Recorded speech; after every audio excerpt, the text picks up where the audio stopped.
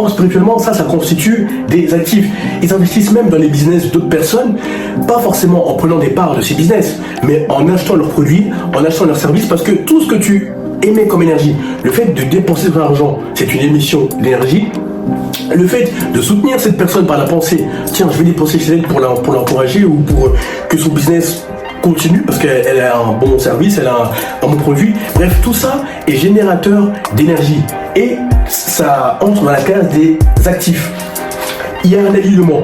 Quand ils disent qu'ils vont monter cette activité, quand ils disent qu'ils vont être assis à la table de ces dirigeants, ils ne se contentent pas des belles paroles. La bouche, c'est bien, mais les actes, c'est mieux. Et c'est par les actes que tu gagnes le respect des hommes et des femmes.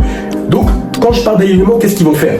Ils vont couper les ponts avec toutes les personnes, hommes comme femmes, qui les font reculer de 10 pas en arrière quand ils sont destinés à la grandeur, littéralement sans présomption ou sans outrecuidance. Donc ils vont couper les ponts avec toutes les personnes et ils vont voir avec quel type de personnes ils peuvent cheminer pour que leur ambition se matérialise. Car tu ne dois jamais croire à cette connerie du syndrome du loup solitaire.